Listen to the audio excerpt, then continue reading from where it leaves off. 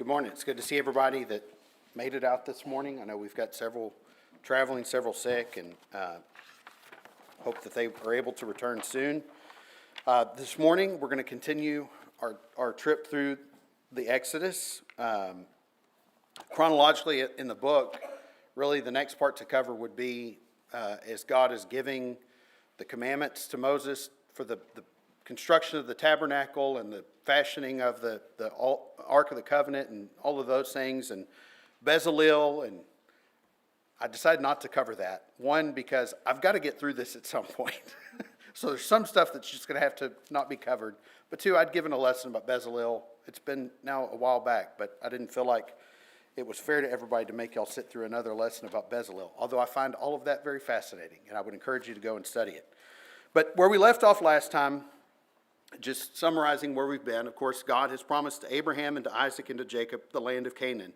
Moses has led them out of Egyptian bondage, and when we left them last time, Moses had gone up into the mount, and I facetiously said that Aaron and the children of Israel were minding their P's and Q's down at the bottom of the mount as Moses is receiving the law. And we're going to pick up there over in, start actually in Exodus chapter 19 and verse 18. As the Lord is preparing the children of Israel for this event where God is going to give the law to Moses, in Exodus chapter 19 and verse 18 it says, "And Mount Sinai was altogether on a smoke, because the Lord descended upon it in fire. And the smoke thereof ascended as the smoke of a furnace, and the whole mount quaked greatly." As Brad mentioned, there's a rumble that's kind of like a drum beating. And last night we heard a noise that sounded like jets were taking off right outside of our house. I want you to imagine being here and hearing and seeing the Lord coming down on the mountain. What a frightful thing that must have been, to see the smoke ascending as the smoke of a furnace and the whole mount quaking greatly.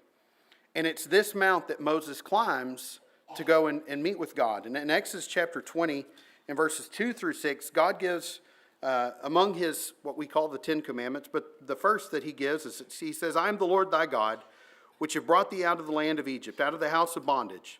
Thou shalt have no other gods before me. Thou shalt not make unto thee any graven image or any likeness of anything that is in heaven above, or that is in the earth beneath, or that is in the water under the earth. Thou shalt not bow down thyself to them, nor serve them. For I, the Lord thy God, am a jealous God, visiting the iniquity of the fathers upon the children unto the third and fourth generation of them that hate me, and showing mercy unto thousands of them that love me and keep my commandments." And so God here gives a very simple command, to not have any gods before him, and to make no graven images of anything that is on the earth or in the air or in the water, not to make any image to bow down to and to worship. In Exodus chapter 23, as God has talked with Moses, he says, he's talking to him about God's protection and about how he's going to give them the land that is promised to the fathers. It says, "For mine angel shall go before thee," this is Exodus chapter 23 and verse 23, "For my angel shall go before thee and bring thee unto the Amorites and the Hittites and the Perizzites and the Canaanites, the Hivites and the Jebusites, and I will cut them off. Thou shalt not bow down to their gods, nor serve them, nor do after their works, but thou shalt utterly destroy them, or overthrow them, and quite break down their images." And so God here is reinforcing that when you go into this land, there's going to be images. There's going to be these graven items that you're going to have to overthrow and to break down. God, again, being a very, very jealous God, makes clear to the children of Israel, "I expect for you not to worship these false gods." In chapter 24 and verse 3, Moses comes back from the mountain and tells the people what God has told him. It says in verse 3 of chapter 24, "And Moses came and told the people all the words of the Lord and all the judgments. And the people answered with one voice and said, All the words which the Lord hath said will we do." We've talked about this a couple of times, where it's presented to the children of Israel what God wants them to do, and they'll, "Yep, we're going to do that." Okay, so among these things that Moses would have told them were these commandments about not making graven images and breaking down the images as they enter into the land. In Exodus chapter 24 and verse 12, God calls Moses again. It says, "Come up to me into the mountain, be there, and I will give thee tables of stone and a law and commandments which I have written, that thou mayest teach them." And Moses rose up, and his minister Joshua, and Moses went up into the mount of God. And he said unto the elders, "Tarry ye here for us until we come again unto you. And behold, Aaron and Hur are with you. If any man have any matters to do, let him come unto them." And so Moses and Joshua go back up to the mount, and Moses says, I'm leaving Aaron and Hur in charge here. If you have anything y'all need to tend to, talk to them. Having been in a home where there were times where our parents would leave to go various places, there would always be a delegation of authority, typically to Brent, which seemed like the worst thing to do. Primogeniture being not always the best way to think of how to do things, but I'm leaving so-and-so in charge. Okay, so Aaron and Hur, the two people left in charge, as Moses goes up into the mount. And while Moses is there, he receives commandments about how to construct the tabernacle, of the goods that are to be used for the construction, how the Ark of the Covenant is to be made and how it's to be carried, how the priestly garments were to be made, and he appoints Bezalel to construct those things. And Moses receives all of these commandments. Exodus chapter 24 and verse 18 says, And Moses went into the midst of the cloud and gat him up into the mountain. And Moses was in the mount 40 days and 40 nights. So again, call back to the sight of the smoke of the Lord coming down on this mount and the terrible thing that it must have been. And Moses says, I'll be back, Aaron's in charge, and he's gone for 40 days and 40 nights. It's a long time. Mom and Dad would typically be gone for 2 to 3 hours. If they went to the Boston Sea Party with Larry and Narda, it was sometimes 12 or 15 hours, it felt like. It's a long time to be left without the person who's leading you. And so the children of Israel, as Moses is up there, begins to get nervous. Day after day, they wonder, when is Moses going to come back? And in Exodus chapter 32 and verse 1, again, we're skipping some chapters because there's several chapters devoted to the creation of the things that God has commanded. But in Exodus chapter 32 and verse 1, it says, And when the people saw that Moses delayed to come down out of the mount, the people gathered themselves together unto Aaron, and said unto him, Up, make us gods, which shall go before us. For as for this Moses, the man that brought us up out of the land of Egypt, we wot not or know not what has become of him. So for 40 days, they're looking at this mountain, they're seeing the smoke and hearing the rumbling, and they're beginning to think, we don't know what happened to this guy. We don't know if he's coming back or not. And so they call upon Aaron, the one who's in charge, to make them gods. And he does the only logical thing that he can do, knowing that Moses has been gone for 40 days. In verse 2 it says, And Aaron said unto them, Break off the golden earrings which are in the ears of your wives, of your sons, and of your daughters, and bring them unto me. And all the people brake off the golden earrings which were in their ears, and brought them unto Aaron. And he received them at their hand, and fashioned it with a graving tool. And after he had made it a molten calf. And they said, These be thy gods of Israel, which brought thee up out of the land of Egypt. And when Aaron saw it, he built an altar before it. And Aaron made proclamation, and said, Tomorrow is a feast day to the Lord. And they rose up early on the morrow, and offered burnt offerings, and brought peace offerings. And the people sat down to eat and to drink, and rose up to play. So these people, these slaves, who are wandering through the desert, start breaking off their earrings, and they're adorned with gold.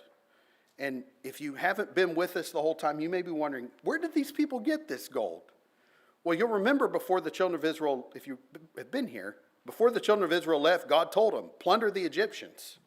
Now, I think the reason God told them to do that was because he wanted them to craft the things he just told Moses about. There were going to be breastplates and ephods and altars covered with gold and overlaid with gold and censers and all these different things, bowls and all of that were going to be covered in gold because they were to be holy to God. And so God, knowing that the children of Israel would need gold, said, Go and plunder the land of Egypt. Because we won't make a bigger point of this later, this is kind of a side note, I want to ask us, are we using the things that God has given us for the purpose for which he's given them to us, right? So the children of Israel have all this gold. They're wandering around looking like Audrey Hepburn in a movie wearing all this fancy jewelry. And rather than using it for the purpose that God really has called them to use it for, they break off their earrings and give it to Aaron and say, Make us a false god, make us something that we can worship.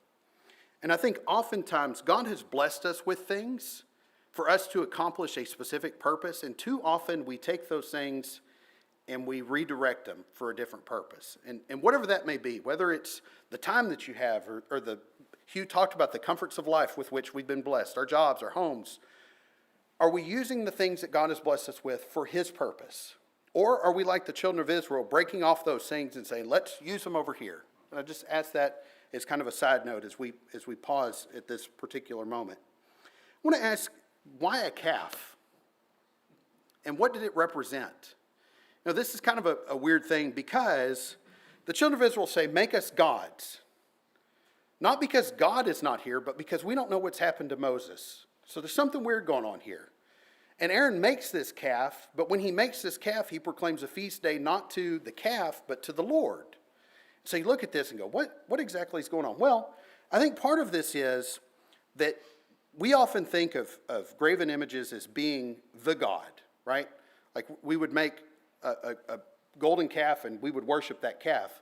In many instances, that graven image was a representation, a physical representation, the tangible thing, so you can say, okay, this is a representation of our God. And there's some thought that that's really what Aaron was doing, was trying to give them something so they could see God being with them. The other thing about this being a calf, cows were used a lot in idol worship, both in Egypt and in Canaan. And we talked about the fact that they were in Canaan, they were used to the customs of the land, or they were in Egypt, they were used to the customs of the land of Egypt. There was an Egyptian god named Apis, and I'm certain I'm not pronouncing that right, but there was an Egyptian god named Apis who was a calf. And it was very common to see these calves in Memphis, which not Memphis, Tennessee, Memphis, Egypt. And it was a very famous god to pray to because he was the god of fertility and strength. So there's some thought that we're borrowing a little bit from the past. The children of Israel also would have been familiar with the customs of the Canaanites. As we talked about at the beginning, there were trade among the different regions. The children of Israel had actually come from Canaan. You'll remember when Jacob sent all of his family down into Egypt, they were in Canaan when that all happened. Baal was often represented by a cow or a calf. And so there's some thought that Aaron was trying to take some of the old and merge it with God and trying to make something that they were familiar with that would be something that they were comfortable with. And I think it's the case that this calf is not really a new God necessarily, but maybe an attempt to make a visual representation of the Lord God of Israel. And I think that's highlighted by the fact that Aaron doesn't declare a feast to this calf or to Baal or to Apis. He declares a feast to the Lord. But God has clearly commanded the children of Israel not to do this kind of thing. In fact, he said, I don't want any graven images. And when you go to the new land, I want you to get rid of everything they have. And yet we find Aaron here, having received this commandment, doing exactly what God had asked them not to do. And so it's not surprising that God has a reaction. So Moses and God are up on the mountain. God is presenting the commandments to Moses. And God pauses in Exodus chapter 32 and verse 7. And he says, go get thee down, for thy people which thou broughtest out of the land of Egypt have corrupted themselves. They have turned aside quickly out of the way which I commanded them. They have made them a molten calf, and have worshipped it, and have sacrificed thereunto, and said, these be thy gods, O Israel, which have brought thee up out of the land of Egypt. And the Lord said unto Moses, I have seen this people, and behold, it is a stiff-necked people. Now therefore let me alone, that my wrath may wax hot against them, and that I may consume them, and I will make of thee a great nation. So, unsurprisingly, God is really not happy with this. He says, they have turned aside quickly out of the way which I've commanded, and certainly that was the case. Less than 40 days after Moses has given them this commandment, they've already turned tail and done something different. In verses 11 through 14, Moses hears God saying this, and he says, Lord, why doth thy wrath wax hot against thy people, which thou hast brought forth out of the land of Egypt with great power and with a mighty hand? Wherefore should the Egyptians speak and say, for mischief did he bring them out, to slay them in the mountains, and to consume them from the face of the earth? Turn from thy fierce wrath, and repent of this evil against thy people. Remember Abraham, Isaac, and Israel thy servants, to whom thou swearest by thine own self, and saidst unto them, I will multiply your seed as the stars of heaven, and all this land that I have spoken of will I give unto your seed, and they shall inherit it forever. And the Lord repented, or relented, is what some versions say, of the evil which he thought to do unto his people. And so Moses goes to God and says, please don't do this. Remember that you've promised to them. And God ultimately decides not to utterly destroy them. Now, as Moses here is pleading with God, he can't understand why God's wrath is so hot. Why is your anger so hot against the children of Israel? And in verse 15, as it says, he turns and goes down the mountain. He had the two tables of the testimony which were in his hand. The tables were written on both their sides, on the one side and on the other were they written. And the tables were the work of God, and the writing was the writing of God, graven upon the tables. And when Joshua heard the noise of the people as they shouted, he said unto Moses, there is a noise of war in the camp. And he said, it is not the voice of them that shout for mastery, neither is it the voice of them that cry for being overcome, but the noise of them that sing do I hear. And so Moses and Joshua, as they begin to descend the mount, they can't quite figure out what's going on. They hear noises. Joshua thinks it's that there's some battle that's come and they need to hurry up and get back. But they ultimately decide it sounds like singing. You kind of think of the Who's in Whoville singing off in the distance. They come down and hear this singing. They can't quite make out what's going on. In verse 19 it says, and it came to pass as soon as he came nigh unto the camp that he saw the calf and the dancing. And interestingly it says, and Moses' anger waxed hot. And remember, he's holding these two tablets, which are the works of God. God has written on these tablets. These are the most holy thing that Moses has ever put his hands on. And he's so mad that he takes these tables and he throws them down and breaks them beneath the mount. Remember, Moses is the one that asked God, why are you so mad? And we find Moses here, when he discovers what had happened, he's very angry as well. In Exodus chapter 32 and verse 20, it says, and he took the calf which they had made and burnt it in the fire and ground it to powder and strawed it upon the water and made the children of Israel drink of it. Pretty strong response from Moses. And we'll talk about that in just a minute. But he makes them drink of the calf. Aaron's response. We pick up in verse 21. It says, and Moses said unto Aaron, what did this people unto thee, that thou hast brought so great a sin upon them? And Aaron said, let not the anger of my Lord wax hot. Thou knowest the people, that they are set on mischief. For they said unto me, make us gods which shall go before us. For as for this Moses, the man that brought us up out of the land of Egypt, we wot not what has become of him. Let's pause here for a second. Aaron's right down the line of what Exodus chapter 32 and verse 1 said. We don't know what's happening with Moses. Make us gods that can go before us. But then he takes a left turn. It says, and he said unto him, whosoever hath any gold, let them break it off. We're fine. So they gave it me. We're fine. Cast it into the fire. Fine. And there came out this calf. Now, Aaron's trying to sell a story to Moses that is hard to believe. They broke their gold off. I threw it in, and this calf came out of it. I don't know what happened, but these people, the mischief they're under, them. They're not fit for obeying anybody. And so Aaron gives this response to Moses' anger. And you'll notice that Aaron asked the same thing, or beseeches Moses for the same thing Moses besought the Lord. Don't be so mad. Don't let your anger wax hot with me. And so in verse 26, God prescribes a penalty for this infraction, if you will, for this breach of the commandments. It says here, then Moses stood in the gate of the camp and said, who is on the Lord's side? Let him come unto me. And all the sons of Levi gathered themselves together unto him. And he said unto them, thus saith the Lord God of Israel, put every man his sword by his side, and go in and out from gate to gate throughout the camp, and slay every man his brother, and every man his companion, and every man his neighbor.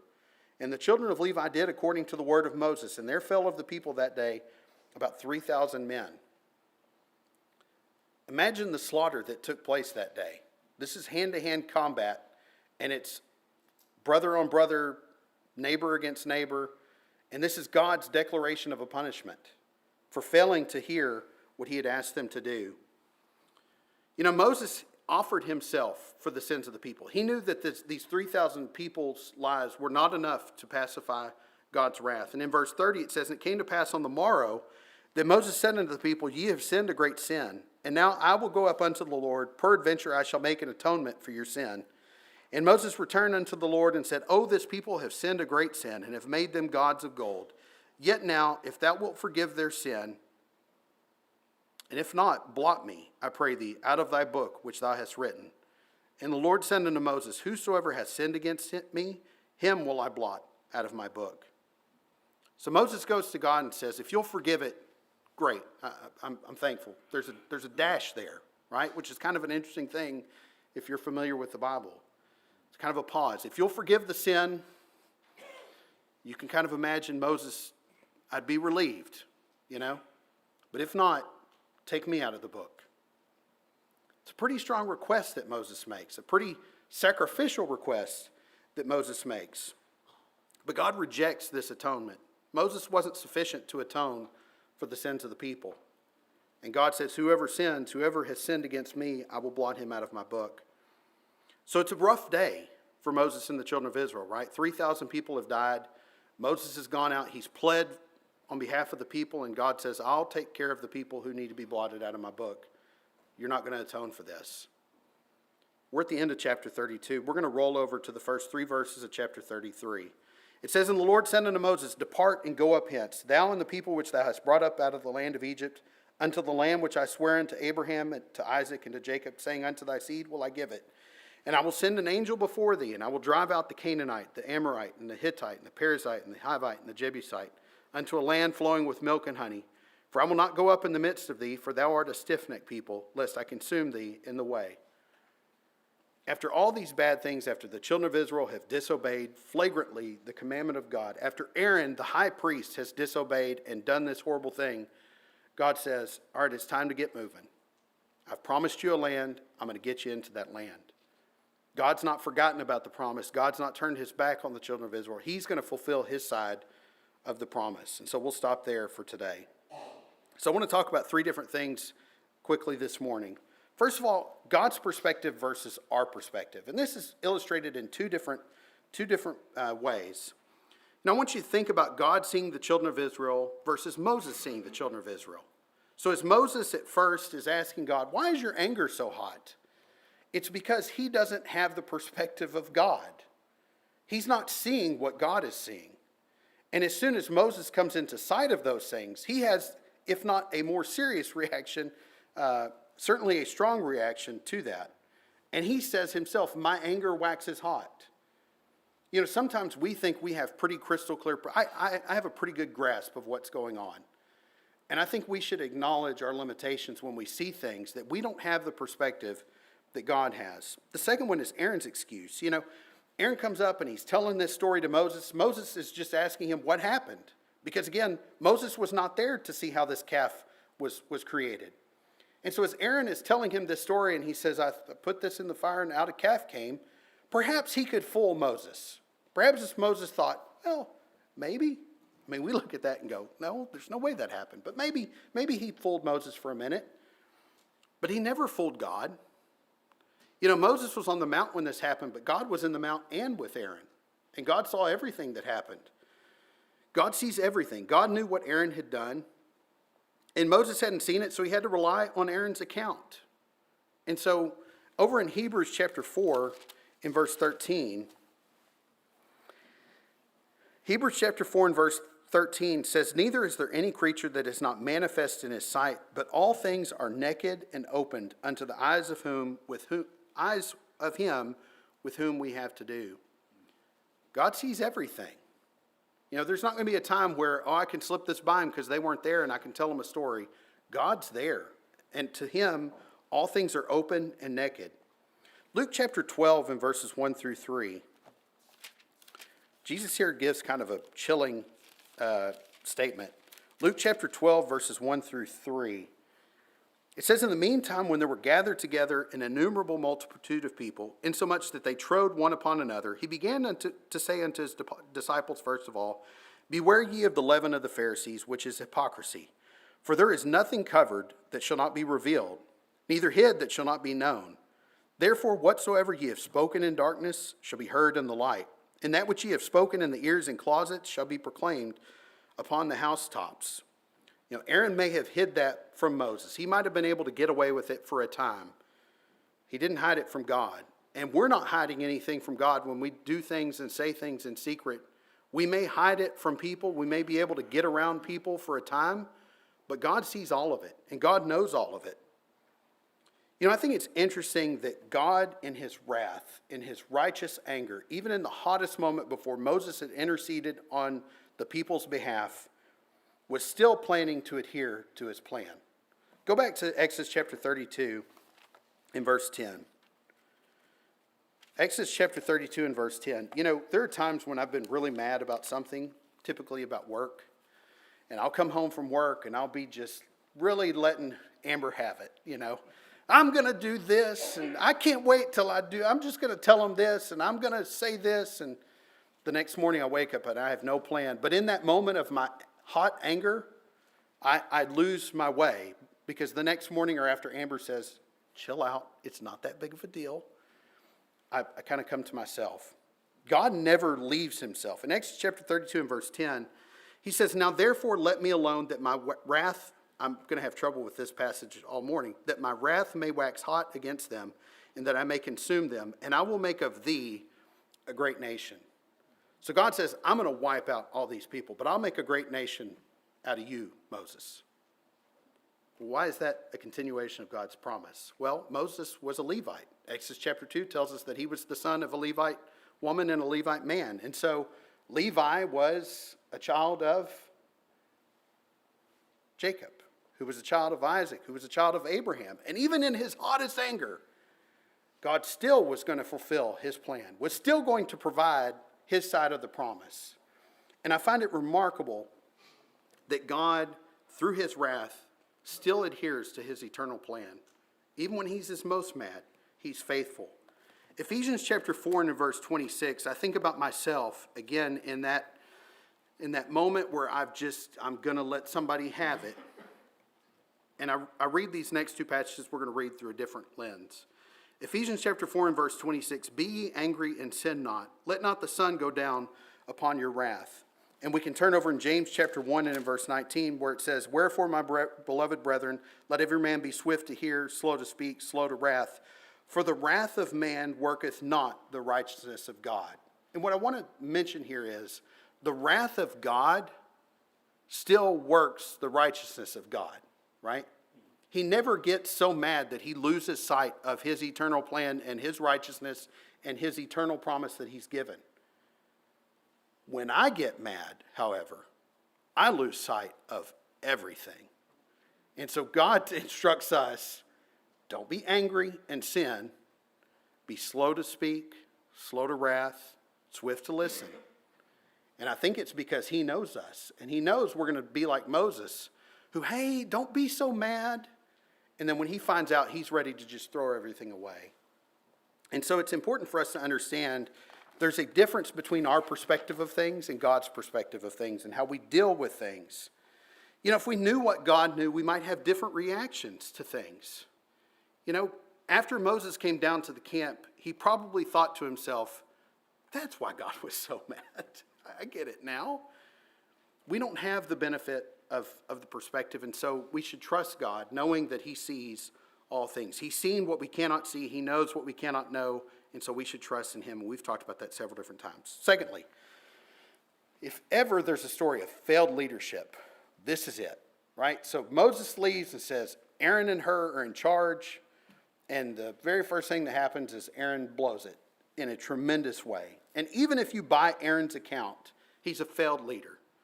In Exodus chapter 32 and verse 22, he starts laying the blame at the feet of the people. And certainly they're to blame, but it doesn't absolve him from guilt. He says, thou knowest the people that they are set on mischief.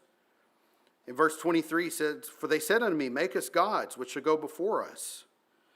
They wanted to do this. You know, Aaron really here is being a follower of the masses.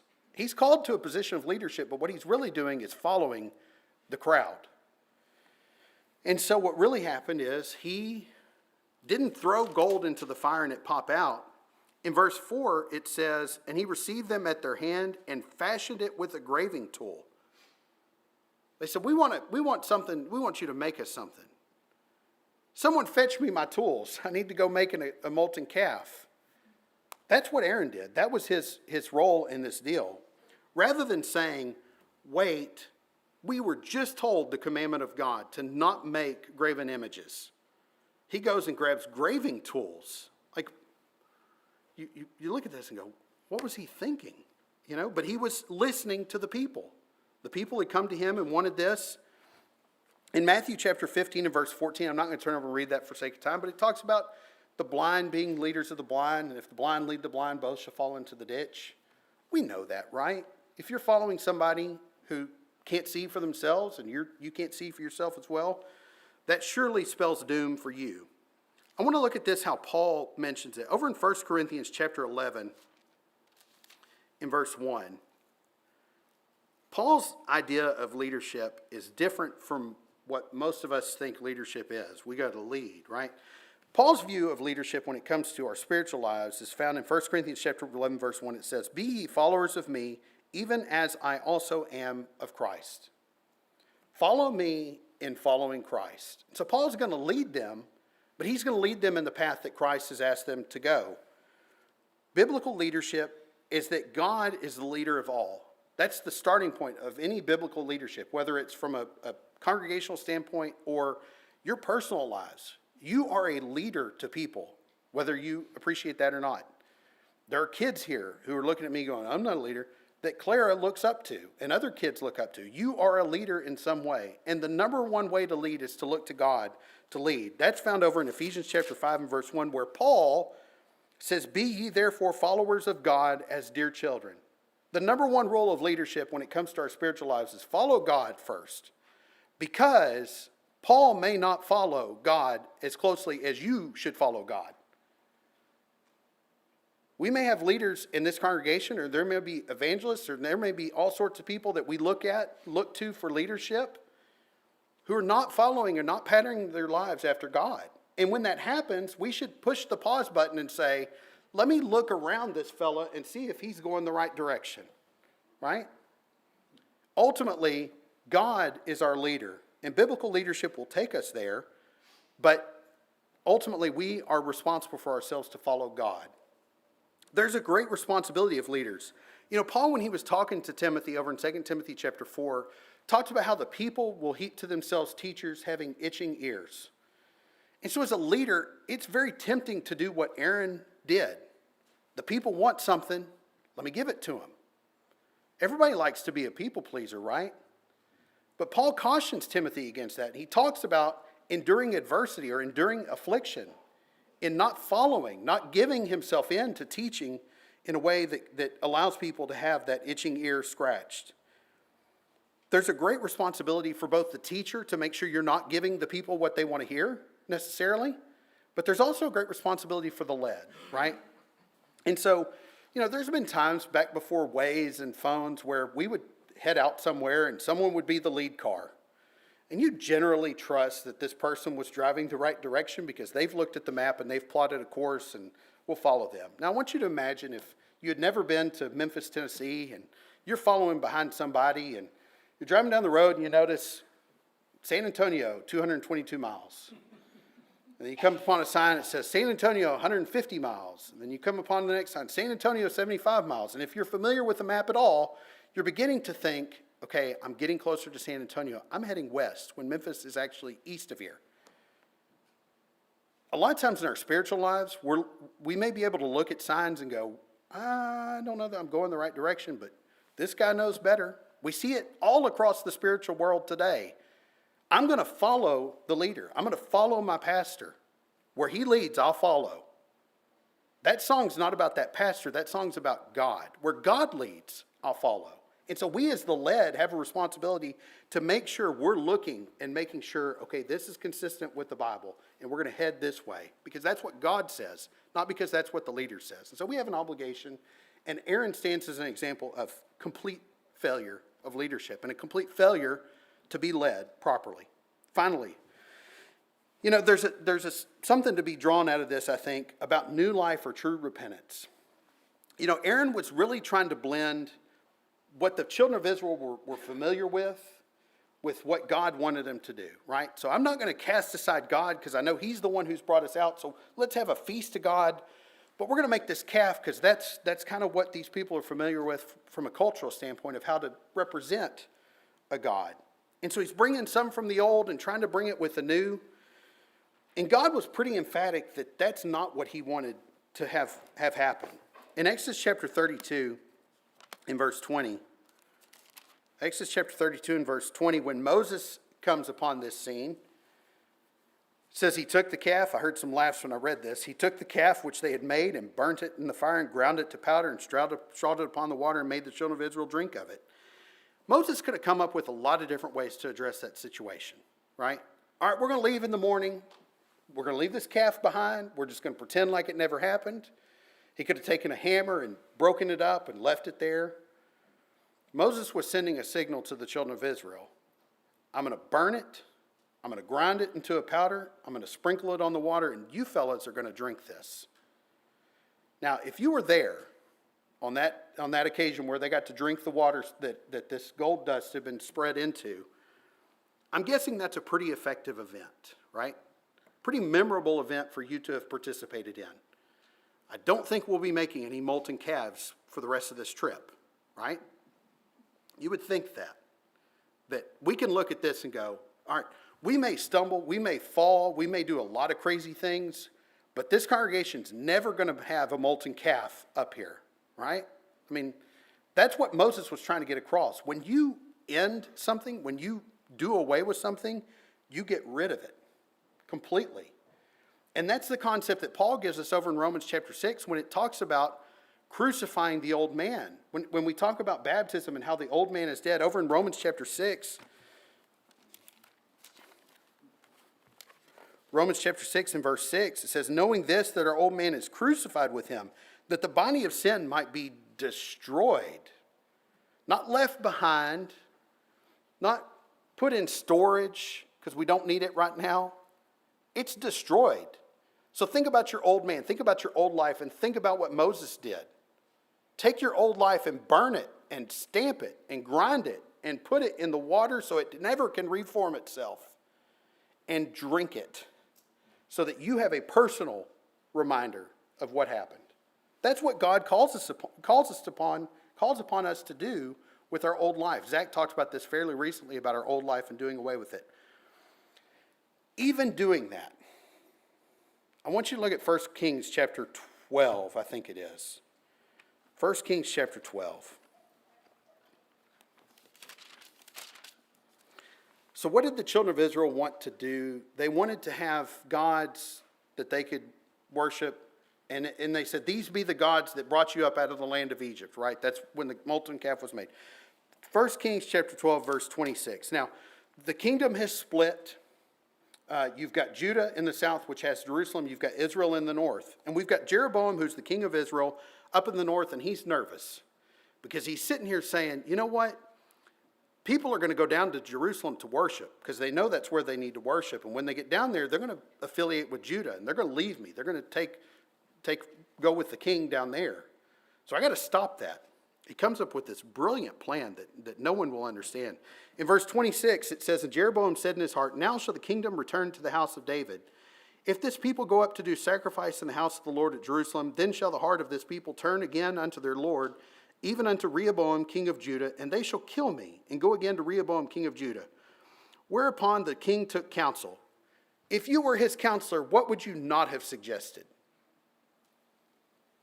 And made 2 calves of gold, and said unto them, it is too much for you to go up to Jerusalem. Behold thy gods, O Israel, which brought thee up out of the land of Egypt. And he set the one in Bethel, the other he put in Dan.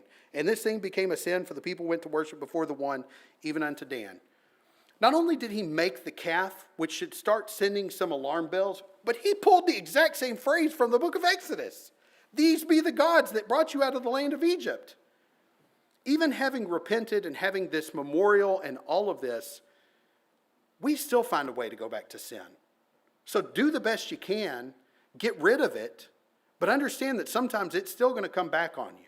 And do the best you can to get rid of it and don't give in to it. Have some muscle memory to say, I've done that before. It didn't go well. Not like the children of Israel who decided to follow and do this same thing. I lost track of my pages. You know, in Exodus chapter 32 and verse 26, I want to talk about Aaron and what he did here. In verse 26, it says, then Moses stood in the gate of the camp and said, who is on the Lord's side? Let him come unto me. And all the sons of Levi gathered themselves together unto him. So there was a moment where Moses said, all right, it's time to repent. If you're on the Lord's side, you need to come over here. And it says all the sons of Levi. You know who that included? Aaron. He was the son of Levi. Aaron repented of the thing that he had done. He knew that he needed to be on the Lord's side. He repented of the sin that he had committed. You know, again, that day of slaughter had to be a rough day. And Aaron had to have felt responsible for the 3,000 souls that died. Aaron had to feel responsible for the fact that Moses had to go up and beseech the Lord for forgiveness. But that next day, God said, keep on going. Keep heading to the promised land. And Aaron had that second chance, that new lease on life. And so in conclusion, as we've talked about the string that's being pulled, through egregious sin, through blatant, willful sin, God still had a plan, and he was still going to execute it. Though there was punishment for that sin, he remains focused on the plan. And that plan was to get them to the land of Canaan. And he takes off right away after he punishes them and says, all right, get up and go. We got to keep going. I want to talk about one other string very quickly. Exodus chapter 32, we talked about how Moses went to God and said, if you can't forgive them this sin, then blot me out of your book. The concept of names being blotted out of God's book. Over in Revelation chapter 3 and verse 5, as the angel is writing the letter to the church at Sardis, Revelation chapter 3 and verse 5, it says, he that overcometh, the same shall be clothed in white raiment, and I will not blot out his name out of the book of life, but I will confess his name before my Father and before his angels. Where God, when Moses went to him and said, whoever transgresses, I will blot him out of the book, because we have someone who was worthy to atone for us. Remember, Moses was not worthy, because Christ was worthy to atone for our sins. If we're faithful, if we're able to overcome the temptations and trials of this life, he says, I'll never blot your name out of the book. Even though we've transgressed, because Christ has given himself for us, I won't blot your name out of the book. And again, that's another string that's being pulled through this, that through Christ we have hope of better promises. And so this morning we want to offer you the opportunity to avail yourself of the grace and mercy that is offered to us through Christ, that Moses and Aaron and blood of bulls and goats could never provide. And that's the opportunity to have your name written in the book of life and the promise that it will never be blotted out. And if you've not submitted yourself to God in baptism, we'd encourage you to do that this morning. Or if you need the prayers of the church for any reason, we'd ask that you come as we sing.